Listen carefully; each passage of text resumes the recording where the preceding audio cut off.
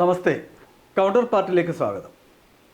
ഇന്ന് നമ്മൾ കേരളത്തിൽ നടന്ന ഉപതെരഞ്ഞെടുപ്പുകളെക്കുറിച്ചുള്ള ഫലവും അതിൻ്റെ രാഷ്ട്രീയ പ്രത്യാഘാതങ്ങളുമാണ് ചർച്ച ചെയ്യുന്നത്. നമ്മളോടൊപ്പം പ്രമുഖ സെഫോളജിസ്റ്റും കേന്ദ്ര സർവകലാശാല രാഷ്ട്രമീമാംസാ വിഭാഗം ഡീനുമായ ഡോക്ടർ കെ ജയപ്രസാദാണ് ചേരുന്നത്. നമസ്കാരം, സ്വാഗതം. കേരളത്തിലെ 3 ഉപതെരഞ്ഞെടുപ്പുകൾ, ഒന്ന് വയനാട് ലോക്സഭാ മണ്ഡലത്തിലേക്കും പാലക്കാട് ചേലക്കര നിയമസഭാ മണ്ഡലത്തിലേക്കുമുള്ള ഉപതെരഞ്ഞെടുപ്പുകളുടെ ഫലം വന്നു. അപ്രതീക്ഷിതമായി ഒന്നും സംഭവിച്ചിട്ടില്ല. നേരത്തെ എന്താണോ ഉണ്ടായിരുന്നത് ആ തൽസ്ഥിതി അതേപോലെ തുടരുകയാണ്. പക്ഷേ രാഷ്ട്രീയപരമായി ചെറിയ വ്യത്യാസങ്ങൾ അല്ലെങ്കിൽ വ്യതിയാനങ്ങൾ ഇവിടെ സംജാതമായിട്ടുണ്ട്. എങ്ങനെ കാണുന്നു, എങ്ങനെ വിലയിരുത്തുന്നു? ഒറ്റനോട്ടത്തിൽ ഈ ഉപതെരഞ്ഞെടുപ്പ് കേരളത്തിൽ കാര്യമായ ചലനം സൃഷ്ടിച്ചിട്ടില്ല. കാരണം നിലവിൽ 3 മണ്ഡലങ്ങളും അതാത് കക്ഷികൾ ആരാണോ വിജയിച്ചിരുന്ന പാർട്ടികൾ നിലനിർത്തുകയുണ്ടായത്. അപ്പം അതുകൊണ്ട് തന്നെ ഇതൊരു രാഷ്ട്രീയമായ വലിയൊരു മാനമുണ്ടെന്ന് പറയാൻ കഴിയില്ല. പക്ഷേ സ്വാഭാവികമായി ഉണ്ടായിരുന്ന ഒരു മാധ്യമ രംഗത്ത് ഇവിടെ ഉണ്ടായിരുന്ന ചർച്ചകളിലൊക്കെ ഉണ്ടായിരുന്ന ഒരു മേൽക്കോയ്മ അല്ലെങ്കിൽ ആ തരത്തിലുള്ള ചില നേട്ടങ്ങൾ പ്രതീക്ഷിച്ചിരുന്നത് പാലക്കാട് മാത്രമായിരുന്നു. പാലക്കാടാണ് പൊതുവേ ഒരു പ്രതീക്ഷയുണ്ടായിരുന്നത്. നിലവിലുള്ള 2 മുന്നണികൾക്ക് ബദലായ BJP അവിടെ ഒരു നേട്ടം ഉണ്ടാക്കുമെന്നൊരു ധാരണ ഉണ്ടാക്കി. അല്ല, ചേലക്കരയിലും രമ്യ ഹരിദാസ് ഒരുപക്ഷെ അട്ടിമറി സൃഷ്ടിച്ചേക്കും എന്നുള്ള ഒരു അത്തരമൊരു മീഡിയ ഹൈപ്പ് ഉണ്ടായിരുന്നു. അത് അവസാന നിമിഷത്തിൽ ചില അടിയൊഴുക്കൾ ഉണ്ടായി എന്നുള്ള ധാരണ ഉണ്ടായിരുന്നു. പക്ഷേ എന്നാൽ പോലും അതൊരു വളരെ ശക്തമായൊരു ഇടതുപക്ഷ മണ്ഡലമാണ്. അതിനെ അത്ര പെട്ടെന്ന് അട്ടിമറിക്കാൻ കഴിയുന്നൊരു മണ്ഡലമല്ല. പക്ഷേ പാലക്കാട് ഒരു ഇമേജ് സൃഷ്ടിച്ചിരുന്നു. കൃഷ്ണദാസ് വിജയിക്കും, BJPക്ക് അനുകൂലമായൊരു ഒരു പൊതുമനസ്സുണ്ടെന്നൊരു ബോധം സൃഷ്ടിച്ചിരുന്നു. അപ്പം ആ തരത്തിൽ ഒരു പൊതു മനസ്സിലുണ്ടായിരുന്ന ഒരു ഇമേജ് അല്ലെങ്കിൽ ഒരു ഇമേജ് ബിൽഡിംഗ് നടന്നിരുന്നു. അതനുസരിച്ചിട്ടുള്ള പ്രതിഫലനം പാലക്കാട് ഉണ്ടായിട്ടില്ല. ഇത് മാത്രമാണ് ഈ തിരഞ്ഞെടുപ്പിൽ എടുത്തു പറയേണ്ട കാര്യം. പക്ഷേ പാലക്കാട്ട് ഒരു ഉപതെരഞ്ഞെടുപ്പിൽ വിജയിക്കാനുള്ള അതിശക്തമായ സംഘടനാ ശക്തി BJPക്കുണ്ടോ? വിശേഷിച്ചും പിരായിരി പഞ്ചായത്തും കണ്ണാടി, മാത്തൂർ ഈ പഞ്ചായത്തുകൾ ഒരുപക്ഷെ UDFൻ്റെയും LDFൻ്റെയും അതിശക്തമായ സ്വാധീനമുള്ള സ്ഥലമാണ്. 10,000-ഓളം വോട്ട് SDPIക്കുണ്ടെന്ന് അവർ അവകാശപ്പെടുന്നു. ആ വോട്ട് പൂർണ്ണമായും രാഹുൽ മാങ്കൂട്ടത്തിന് ഫോക്കസ് ചെയ്യുന്നു. ആ തരത്തിൽ ഒരു ന്യൂനപക്ഷ വോട്ടിൻ്റെ ധ്രുവീകരണം UDFന് വേണ്ടി മാത്രം ഉണ്ടാകുമ്പോൾ അതിനെ അതിജീവിക്കാൻ നമുക്ക് BJPക്ക് കഴിയുമോ? അല്ല, പാലക്കാട് BJPക്ക് പ്രതീക്ഷ നൽകുന്ന ഒരു മണ്ഡലമാണ്. പക്ഷേ ഉറപ്പായും വിജയിക്കുമെന്ന് പറയാൻ കഴിയില്ല. കാരണം മുനിസിപ്പാലിറ്റിക്കകത്ത് പാലക്കാട് മുനിസിപ്പാലിറ്റിക്കകത്ത് BJPക്ക് ശക്തമായ സാന്നിധ്യമുണ്ട്. കഴിഞ്ഞ 10-9 വർഷമായിട്ട് BJPയുടെ ഭരണത്തിൽ നടക്കുന്ന മുനിസിപ്പാലിറ്റിയുമാണ്. ആ ഒരു പ്രത്യേകത ഉണ്ട്. അതേസമയം 3 പഞ്ചായത്തുകളും BJPക്ക് അനുകൂലമായ സാഹചര്യമല്ല. അപ്പോൾ അതിന് മുൻകാലഘട്ടത്തിലെ ചരിത്രം നോക്കിക്കഴിഞ്ഞാലും അതിൽ കോൺഗ്രസിനും CPMനും മേൽക്കോയ്മയുള്ള മണ്ഡലമാണ്. മറ്റൊന്ന് പാലക്കാട് ഏതാണ്ട് 25% വരുന്ന ശക്തമായ ന്യൂനപക്ഷ വിശേഷിച്ച് മുസ്ലിം ന്യൂനപക്ഷ വോട്ട് ഉള്ളൊരു മണ്ഡലമാണ്. അത് എല്ലാ കാലഘട്ടത്തിലും BJPക്ക് എതിരായിട്ട് മാത്രമേ വോട്ട് ചെയ്യുള്ളൂ. പക്ഷേ ഇവിടെ വന്നത് നമ്മുടെ മാധ്യമങ്ങളിലൂടെ മാത്രമല്ല ഒരു BJPക്ക് അനുകൂലമായ ഒരു സാഹചര്യമുണ്ടെന്നൊരു ധാരണ സൃഷ്ടിക്കാൻ കഴിഞ്ഞിരുന്നു. അത് ഈ തിരഞ്ഞെടുപ്പ് നീട്ടിവെച്ചപ്പോഴത്തേക്കും അതിന് ഒരു ബലം ഉണ്ടാകില്ല. അത് സ്വാഭാവികമായിട്ടും കൃഷ്ണകുമാർ ഇത്രയും വർഷമായിട്ട് അവിടെ അത് മാധ്യമങ്ങളിൽ വന്ന ഒരു ഇതാണ്. പക്ഷേ BJPയുടെ സംഘടനാ ശക്തി നോക്കുമ്പോൾ BJPക്ക് കുറച്ചുകൂടെ വോട്ട് വർദ്ധിപ്പിക്കാനുള്ള സാഹചര്യം അവിടെ ഉണ്ട്. കാരണം 50,000-ലധികം വോട്ട് കഴിഞ്ഞ നിയമസഭാ തെരഞ്ഞെടുപ്പിൽ ശ്രീധരൻ മത്സരിക്കുമ്പോൾ BJPക്ക് ലഭിച്ചു. അതെ, അതാണ് ഞാൻ രാഷ്ട്രീയത്തിന് അതീതമായ ഒരു പശ്ചാത്തലം ഒന്ന്. രണ്ടാമത് മുനിസിപ്പാലിറ്റിയുടെ ഭരണം ഉണ്ടെന്നുള്ളത്. മറ്റൊന്ന് ഈ ലോക്സഭാ തെരഞ്ഞെടുപ്പിൽ BJPക്ക് അവിടെ 43,000 വോട്ട് ലഭിച്ചിരുന്നു. അപ്പോൾ അതുകൊണ്ട് കൂടെ ആയിരിക്കണം ഒരു പൊതു മനസ്സിൽ, അത് വോട്ടർമാരുടെ മനസ്സിലല്ല, നമ്മൾ മാധ്യമങ്ങളിലൂടെ ഉണ്ടായ ഒരു ധാരണയായിരുന്നു BJPക്ക് അവിടെ ഒരു ശക്തമായ ഒരു ഇനിഷ്യേറ്റീവ് ഉണ്ടാവുമെന്നുള്ളത്. പക്ഷേ BJP 2ാം സ്ഥാനം നിലനിർത്തി. ഇടതുപക്ഷം പരമ്പരാഗതമായുള്ള 3ാം സ്ഥാനവും നിലനിർത്തി. അപ്പോൾ ഒറ്റ നോട്ടത്തിൽ ഈ ഉപതെരഞ്ഞെടുപ്പിൽ കേരളത്തിലെ രാഷ്ട്രീയമായ ഒരു ചലനം സൃഷ്ടിക്കത്തക്ക ഒരു മെസ്സേജും ഉണ്ടായിട്ടില്ല. മറ്റൊന്ന് BJPയെ സംബന്ധിച്ചും ചേലക്കര മണ്ഡലത്തിൽ BJPക്ക് ഏതാണ്ട് 10,000-നടുത്ത് വോട്ട് കൂടുതലുണ്ടായി. അപ്പോൾ അതുകൊണ്ട് തന്നെ ഞാൻ നേരത്തെ സൂചിപ്പിച്ചാൽ ഒരു പൊളിറ്റിക്കൽ മെസ്സേജ് ഇതിനകത്തില്ല. പാലക്കാട് പ്രതീക്ഷിച്ച പോലെ BJPക്ക് ഉയരാൻ കഴിഞ്ഞില്ല എന്നുള്ള യാഥാർത്ഥ്യം അംഗീകരിക്കുമ്പോഴും പക്ഷേ മുഖ്യമന്ത്രി എന്ന നിലയിൽ പിണറായി വിജയനെതിരായ ഒരു ജനവിരുദ്ധ വികാരം ഇതിലുണ്ട് എന്നുള്ള ആക്ഷേപമാണ് ഇപ്പോൾ ഉയർന്നിട്ടുള്ളത്. കാര്യം പാലക്കാട് അദ്ദേഹം നേരിട്ട് പ്രവർത്തനത്തിനിറങ്ങി. അദ്ദേഹത്തിൻ്റെ നേരിട്ടുള്ള ഓപ്പറേഷൻസ് പലതും നടന്നു. പത്രത്തിൽ രാഹുൽ മാങ്കൂട്ടത്തിനെതിരായ പരസ്യം, ന്യൂനപക്ഷ വോട്ടുകൾ തേടാനുള്ള ശ്രമം, കാന്തപുരത്തിൻ്റെ പിന്തുണ തേടാനുള്ള ശ്രമം, അങ്ങനെ പലതും ഉണ്ടായി. പക്ഷേ എന്നിട്ടും കഴിഞ്ഞ തവണ ഷാഫി പറമ്പിൽ നേടിയതിനേക്കാൾ കൂടുതൽ ഭൂരിപക്ഷത്തിലാണ് ഇത്തവണ രാഹുൽ മാങ്കൂട്ടത്തിൽ വിജയിക്കുന്നത്. അത് മുഖ്യമന്ത്രിക്ക് ഏറ്റവും ഒരു തിരിച്ചടിയായിട്ട് കാണാൻ പറ്റില്ലേ? അല്ല, മുഖ്യമന്ത്രിക്ക് നമ്മൾ പറയുന്നത് പോലെ ഒരു തിരിച്ചടിയായിട്ട് നമുക്ക് പറയാൻ കഴിയില്ല. കാരണം CPMൻ്റെ വോട്ട് അവിടെ 2021 ലഭിച്ച വോട്ടിൽ നിന്ന് താഴോട്ട് പോയിട്ടില്ല. നാമമാത്രമായിട്ടാണെങ്കിലും മുകളിലേക്കാണ് വന്നത്. അതെ. മറ്റൊന്ന് CPMൻ്റെ സ്ഥാനാർത്ഥി അല്ലാതെ സ്വതന്ത്രനെ വെച്ച് പരീക്ഷിച്ചപ്പോഴേ പലരും പ്രതീക്ഷിച്ചിരുന്നു ഒരുപക്ഷെ CPMന് വളരെ ദയനീയമായ ഒരു പിന്നോട്ട് പോകുന്നൊരു സാഹചര്യം ഉണ്ടാകും. അതുണ്ടാകില്ല. അതുകൊണ്ട് മുഖ്യമന്ത്രിക്ക് ആ തരത്തിൽ തിരിച്ചടി ഉണ്ടെന്ന് പറയാൻ പറ്റില്ല. പക്ഷേ ചേലക്കരയിൽ വിജയം നിലനിർത്തുന്നു. പക്ഷേ അവിടെ വോട്ട് കുറഞ്ഞു, പോളിംഗ് ശതമാനത്തിലും കുറവുണ്ടായിട്ടുണ്ട്. വയനാട് നിയോജക മണ്ഡലത്തിൽ ഇടതുപക്ഷത്തിന് പ്രതീക്ഷിച്ച തലത്തിലേക്ക് അവർക്ക് വോട്ട് ലഭിച്ചില്ല. വന്നില്ല എന്ന് മാത്രമല്ല 70,000-ഓളം വോട്ട് കുറയുകയുണ്ടായിട്ടുണ്ട്. അപ്പോൾ ആ തരത്തിൽ നോക്കുമ്പോഴത്തേക്കും അത് ഒരു കാരണം ഉപതെരഞ്ഞെടുപ്പായതുകൊണ്ടുള്ള ജനങ്ങളുടെ താല്പര്യമില്ലായ്മ, മറ്റൊന്ന് പോളിംഗ് ശതമാനം ഏതാണ്ട് കഴിഞ്ഞ 6 മാസത്തിന് മുമ്പ് നടന്ന പോളിങ്ങിനേക്കാളും 7% പോളിങ്ങിൻ്റെ കുറവ് വന്നിരുന്നു. പക്ഷെ ഒരു കാര്യം, ഇത്രയും 7% പോളിംഗ് കുറഞ്ഞിട്ട് പോലും പ്രിയങ്കയുടെ ഭൂരിപക്ഷം 4 ലക്ഷത്തിലേക്ക് എത്തി. രാഹുൽ ഗാന്ധി നേടിയ ഭൂരിപക്ഷത്തേക്കാൾ വലിയ ഭൂരിപക്ഷത്തിലേക്ക് അവർ എത്തി. അതേസമയം ഇടതുമുന്നണിയുടെ വോട്ട് കുറയുകയും ചെയ്തു. ഒന്നുകിൽ CPM കാര്യവാരി CPI സ്ഥാനാർത്ഥിയായതുകൊണ്ട്, അല്ലെങ്കിൽ ജനവികാരം അവർക്കെതിരായി എന്നൊരു അനുമാനത്തിലല്ല എത്താൻ കഴിയും. അല്ല, ഞാനതിനെ അങ്ങനെ കാണുന്നില്ല. കാരണം വോട്ടിംഗ് ശതമാനം നമ്മൾ പരിശോധിച്ച് കഴിഞ്ഞാൽ മുസ്ലിം ലീഗിന് മേൽക്കോയ്മയുണ്ടായിരുന്ന, മുസ്ലിം സമൂഹത്തിന് മേൽക്കോയ്മയുണ്ടായിരുന്ന മണ്ഡലങ്ങളിലൊക്കെ നല്ല പോളിംഗ് നടന്നു. അതേസമയം സുൽത്താൻ ബത്തേരി ഉൾപ്പെടെയുള്ള പ്രധാനപ്പെട്ട മണ്ഡലങ്ങളിൽ പോളിംഗ് ശതമാനം വളരെ കുറയുകയുണ്ടായി.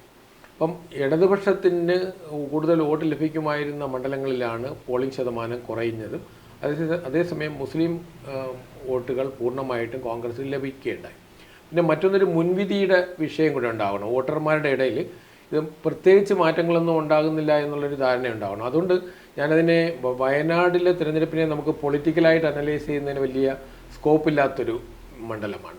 പക്ഷേ ചേലക്കരയിലും നമ്മൾ പ്രതീക്ഷിച്ചതുപോലെ ഇടതുപക്ഷത്തിന് ആ തരത്തിൽ ഒരു വലിയ തിരിച്ചടി ചേലക്കരയിൽ ഉണ്ടായിട്ടില്ല. പക്ഷേ വോട്ട് കുറഞ്ഞു. അല്ല, വോട്ട് കുറഞ്ഞെങ്കിലും ഭൂരിപക്ഷം കൂടി. ഭൂരിപക്ഷം കൂടി മാത്രമല്ല, അതേസമയം UDFന് ഒരു പക്ഷേ കുറച്ചുകൂടെ നമ്മൾ പാലക്കാടിലെ വിജയത്തെക്കാളുപരി UDFന്, അതായത് കേരളത്തിലെ പിണറായി വിജയൻ സർക്കാരിൻ്റെ കഴിഞ്ഞ ഏതാണ്ട് 8 വർഷത്തിലധികമായി തുടർന്നിരിക്കുന്ന ഒരു സർക്കാരിനെതിരായ ജനരോഷം UDFന് അനുകൂലമായി ലഭിക്കണമായിരുന്നെങ്കിൽ അത് പ്രകടമാകേണ്ടത് ചേലക്കരയിലായിരുന്നു.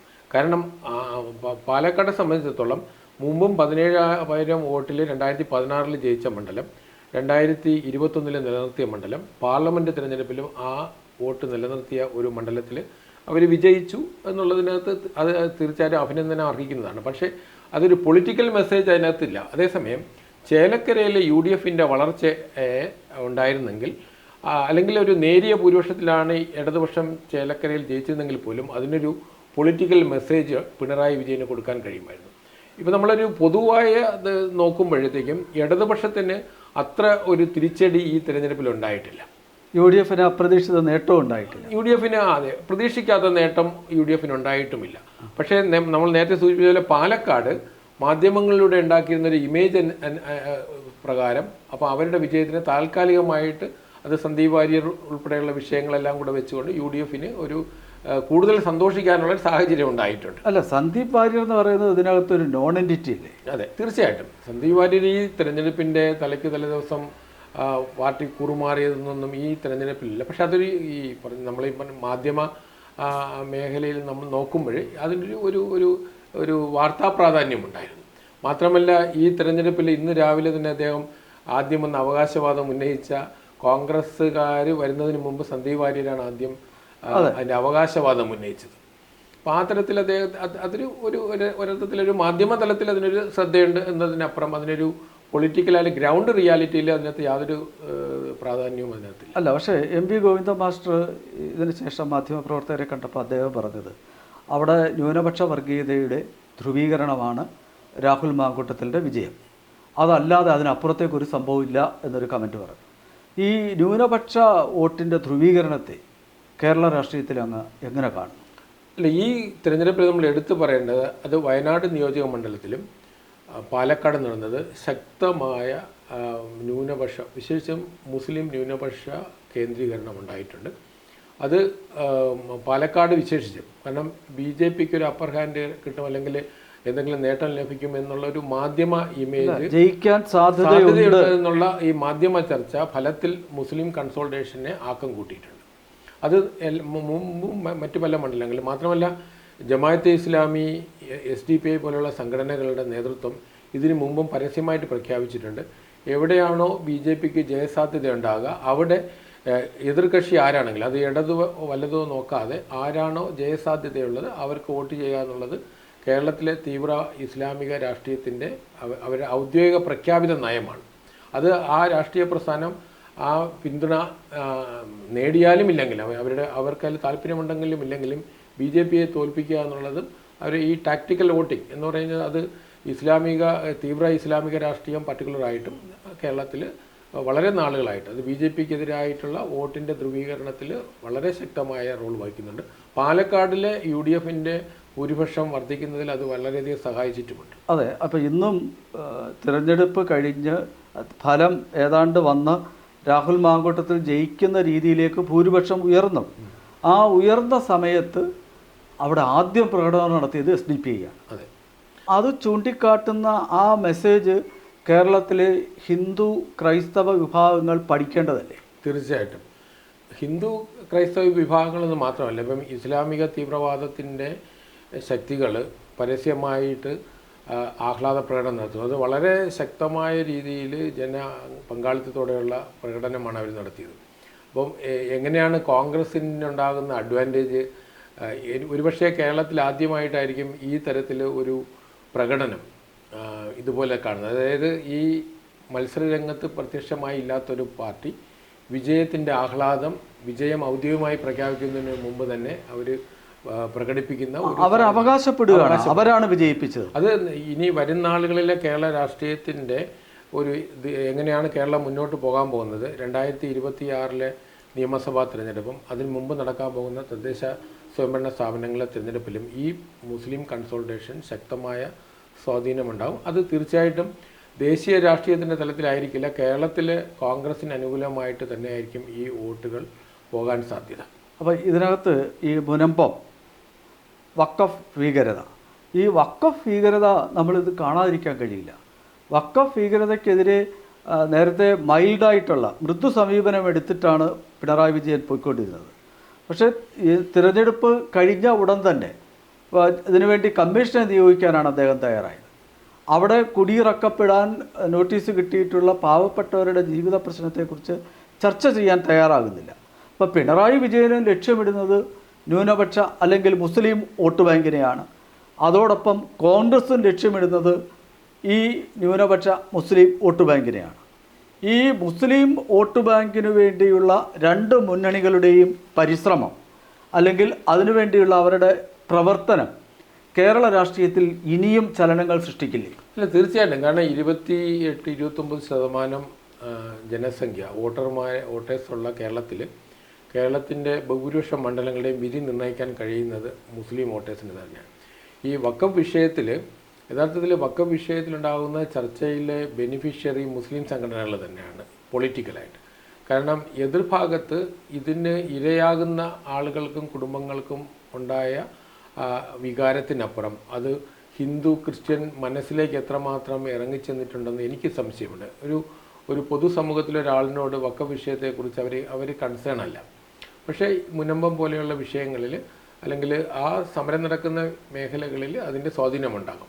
അത് കേരളത്തിലെ ഹിന്ദു ക്രിസ്ത്യൻ വോട്ടിനെ സ്വാധീനിക്കുന്ന തരത്തിലേക്ക് വഖഫ് വിഷയം മാറിയിട്ടില്ല. അതേസമയം ഓപ്പോസിറ്റായിട്ട് മുസ്ലിം സമൂഹത്തിൻ്റെ ഇടയിൽ കൂടുതൽ കൺസോൾഡേറ്റ് ചെയ്യുന്നതിന് അത് സഹായിച്ചിട്ടുണ്ട്. അല്ല, ഇത് കേരളത്തിൻ്റെ ഒരു ജനസമൂഹത്തിൻ്റെ ചിന്ത ഒരു പരിധിവരെ ഇപ്പം നമ്മൾ ഈ സോക്കോൾഡ് സെക്യുലറിസവും അല്ലെങ്കിൽ മതനിരപേക്ഷത ഒക്കെ പറയുമ്പോൾ പോലും ഈ മുസ്ലിം സംഘടനകൾ, മുസ്ലിം ലീഗായാലും മുസ്ലിം സംഘടനകളായാലും അവരുടെ സമുദായത്തിന് വേണ്ടി മാത്രം പ്രവർത്തിക്കുകയും മറ്റുള്ളവർ ഇരയാവുകയും ചെയ്യുന്ന ഒരു സിറ്റുവേഷനുണ്ട്.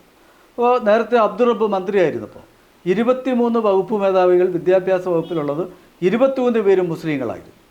ഗംഗ എന്ന വീട്ടിൻ്റെ പേര് മാറ്റിയിട്ട് ഗ്രേസ് എന്നാക്കി മാറ്റിയതിന് ശേഷം മാത്രമേ അബ്ദുൾ റബ്ബ് അവിടെ താമസിച്ചുള്ളൂ.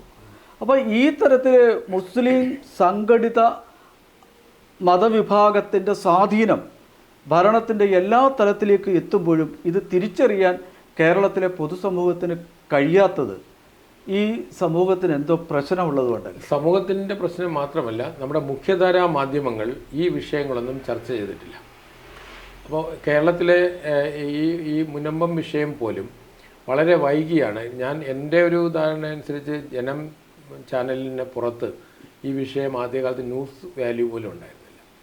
പിന്നീട് അതിന് അർഹിക്കുന്ന ഒരു പ്രാധാന്യം കേരളത്തിലെ സോക്കാൾഡ് മുഖ്യധാരാ മാധ്യമങ്ങളുടെ ഭാഗത്തു നിന്നുണ്ടായിട്ടില്ല. അപ്പോൾ അതുകൊണ്ട് തന്നെ ഞാൻ അതാണ് സൂചിപ്പിച്ചത്, സാധാരണ ആൾക്കാർ, ഞാൻ പലരോടും സംസാരിച്ചപ്പോഴും വഖഫ് വിഷയത്തെക്കുറിച്ച് ഇതുവരെ ഒരു ഹിന്ദു ക്രിസ്ത്യൻ സമൂഹത്തിനിടയിൽ ഒരു പൊതുബോധം, അങ്ങനെ ഒരു അതിനെതിരായി എന്താണ് വിഷയം, ഇതുമായി ബന്ധപ്പെട്ടിട്ടുള്ള ഇരകളാക്കപ്പെടുന്ന ആളുകൾ ഒഴിച്ച് പൊതുസമൂഹത്തിലേക്ക് അത് കടന്നു വന്നിട്ടില്ല. എന്നാൽ മുസ്ലിം സമൂഹത്തിൽ ആ വിഷയം അങ്ങനെ വരുന്നില്ല. അവർ കുറച്ചുകൂടെ ശാക്തീകരിക്കുന്ന തരത്തിലേക്കും കൺസോൾഡേറ്റ് ചെയ്യുന്ന തരത്തിലേക്കുമാണ് കാര്യങ്ങളിലേക്ക് പോകുന്നത്. ഇത് പച്ചയ്ക്ക് ചോദിച്ചാൽ ഈ വോട്ട് ബാങ്കിനെ പീഡിപ്പിക്കാൻ വേണ്ടി ഇടതുമുന്നണിയും വലതുമുന്നണിയും വീണ്ടും തയ്യാറാവുകയും ക്രിസ്ത്യാനികളും ഹിന്ദുക്കളും ഇരയാവുകയും ചെയ്യുന്ന ഒരു സാഹചര്യം അല്ല. ഈ വോട്ട് ബാങ്ക് പ്രീണിപ്പിക്കുന്നതിനേക്കാൾ ഉപരി ഈ വോട്ട് ബാങ്ക് എന്ന യാഥാർത്ഥ്യത്തെ അംഗീകരിക്കുന്ന കാര്യം നമ്മൾ ഓർക്കണം. കാരണം ഈ വോട്ട് ബാങ്ക് സ്റ്റേബിളായിട്ട് നിലനിൽക്കുന്നിടത്തോളം കാലം നമ്മുടെ മാധ്യമ മേഖലയിലും രാഷ്ട്രീയ രംഗത്തും പ്രീണനം തുടരുക തന്നെ ചെയ്യും. അതിന് ഞാനതാണ് പറഞ്ഞത്, യഥാർത്ഥത്തിലൊരു ബോധവൽക്കരണം കേരളത്തിലെ BJP ഉൾപ്പെടെയുള്ള രാഷ്ട്രീയ പ്രസ്ഥാനങ്ങളും അതുപോലെയുള്ള മറ്റ് പ്രസ്ഥാനങ്ങളും ജനകീയ പ്രസ്ഥാനങ്ങളും സാധാരണക്കാരുടെ ഇടയിൽ ഇതിപ്പോൾ അവരവരെ അഫക്റ്റ് ചെയ്യുമ്പോഴും മാത്രമാണ് ഈ വിഷയം എന്നുള്ളതിന് പകരം ഇതെന്താണ് വഖഫുമായി ബന്ധപ്പെട്ടിട്ട് കേരള സമൂഹത്തിലോ, അത് കേരളം മാത്രമല്ല മറ്റ് പല സംസ്ഥാനങ്ങളിലെയും വളരെ ശക്തമായി ജനകീയമായിട്ടുള്ള മുന്നേറ്റങ്ങൾ നടക്കുന്നുണ്ട്. പക്ഷേ അത് ഒറ്റപ്പെട്ടതല്ല, അത് പൊതു മനസ്സിലേക്ക് കടന്നു വരുന്നതിന് വേണ്ടിയിട്ടുള്ള ഒരു ജനകീയ മുന്നേറ്റം നടന്നിട്ടില്ല. ഇപ്പം ഞാൻ പലപ്പോഴും ആലോചിച്ചിട്ടുണ്ട്, എന്തുകൊണ്ട് ഇപ്പോൾ ഇതിനെതിരായിട്ടുള്ള ഒരു മാർച്ച് നടന്നിട്ടില്ല, മുനമ്പത്തിന് വെളിയിലേക്ക് സമരം പോയിട്ടില്ല. ഇപ്പോൾ കേരളത്തിലെ മുഖ്യധാര രാഷ്ട്രീയ പാർട്ടികളാരും ഇതിന് വേണ്ടിയിട്ട് BJP മാത്രമാണ്, അല്ല BJP മാത്രമാണ്, മറ്റൊരു രാഷ്ട്രീയ പാർട്ടികൾ ഇതിന് വേണ്ടിയിട്ട് ഒരു ഒരു ഒരു ബഹുജന സമരമോ അങ്ങനെയുള്ള മൂവ്മെൻറ്റുകളൊന്നും ചെയ്തിട്ടില്ല. അപ്പോൾ അതുകൊണ്ട് അത്തരം പ്രസ്ഥാനങ്ങൾക്ക് ബാധ്യതയുണ്ട്. അപ്പോൾ ഇന്ന് നമ്മൾ മുസ്ലിം പ്രീണനം എന്ന് പറയുന്നതിനേക്കാൾ ഉപരി കേരളത്തിലെ 28% മുസ്ലിം വോട്ടുകൾ ഞാൻ 2016 ശേഷമുള്ള, അതായത് നരേന്ദ്രമോദി കേന്ദ്രത്തിൽ അധികാരത്തിൽ വന്നതിന് ശേഷം കേരളത്തിൽ നടക്കുന്ന ആദ്യത്തെ സംസ്ഥാന തലത്തിലെ പൊതു തെരഞ്ഞെടുപ്പിൽ കേരളത്തിൽ 16-ലാണ് നടക്കുന്നത്. അപ്പോൾ 16 വോട്ട് നമ്മൾ പരിശോധിച്ച് കഴിഞ്ഞാൽ മുസ്ലിം മൈനോറിറ്റി വോട്ട് പാർലമെൻറ്റ് തിരഞ്ഞെടുപ്പിൽ കോൺഗ്രസിന് അനുകൂലമായിട്ട് നിൽക്കുന്ന അതേ ആൾക്കാർ തന്നെ നിയമസഭയിൽ, കാരണം RSSനെ അല്ലെങ്കിൽ ഹിന്ദുത്വ രാഷ്ട്രീയത്തെ നേരിടാൻ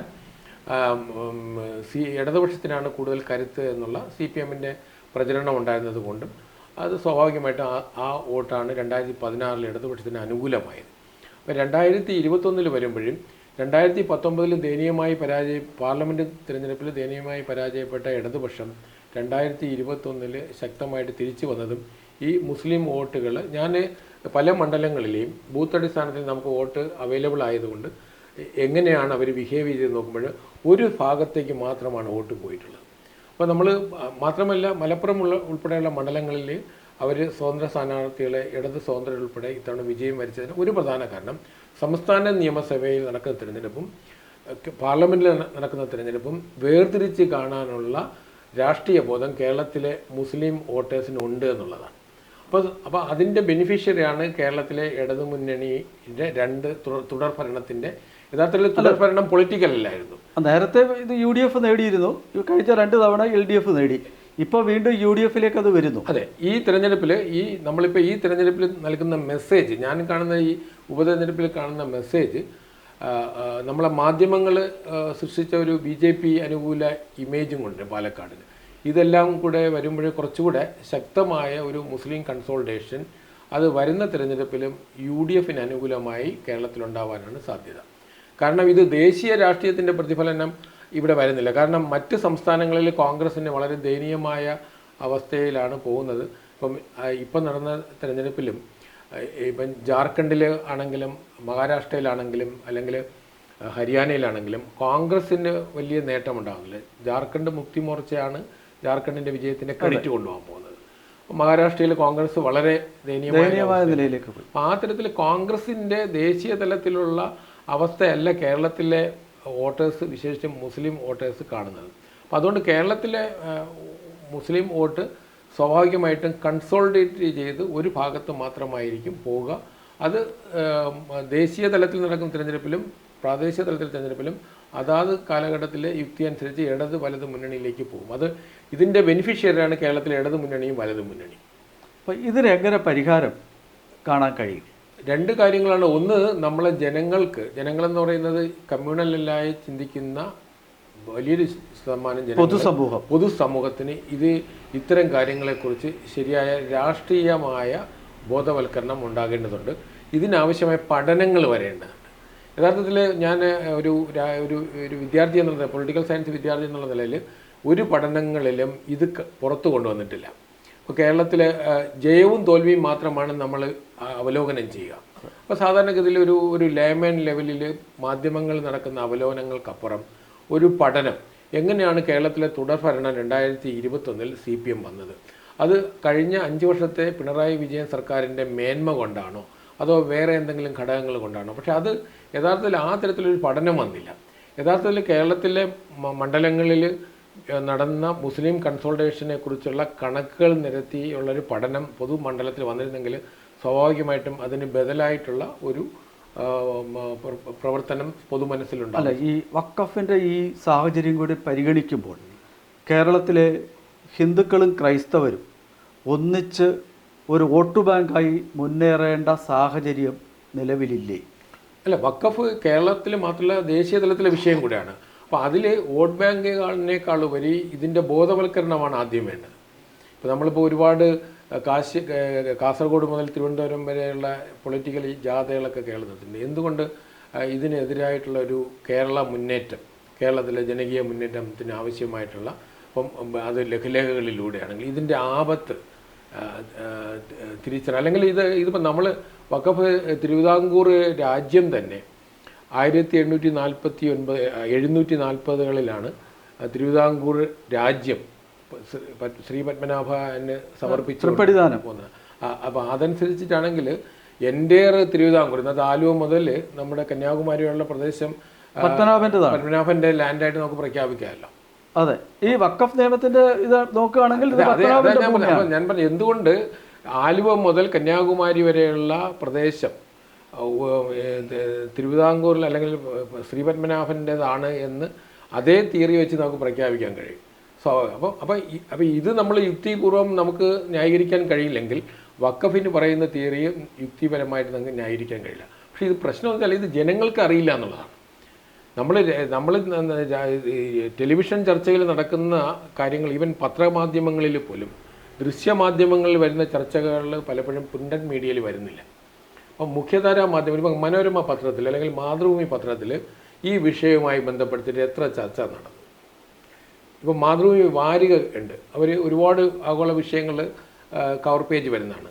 വഖഫ് വിഷയത്തെ എങ്ങനെ പൊതുസമൂഹത്തെ ബാധിക്കുന്നു എന്നുള്ള തരത്തിലുള്ള ഏതെങ്കിലും ഒരു ചർച്ച ഒരു ലേഖനം പോലും കണ്ടതായി ഓർമ്മ. ടെലിവിഷൻ ചർച്ചകളിൽ വന്നിട്ടുള്ളതിനപ്പുറം, ടെലിവിഷൻ ന്യൂസുകളിൽ വന്നിട്ടുള്ളതിനപ്പുറം വഖഫ് വിഷയം മുനമ്പത്തെ അതിന് ഇരയാകുന്ന സമൂഹത്തിൻ്റെ പുറത്ത് അത് കാര്യമായ ചലനം സൃഷ്ടിച്ചിട്ടില്ല.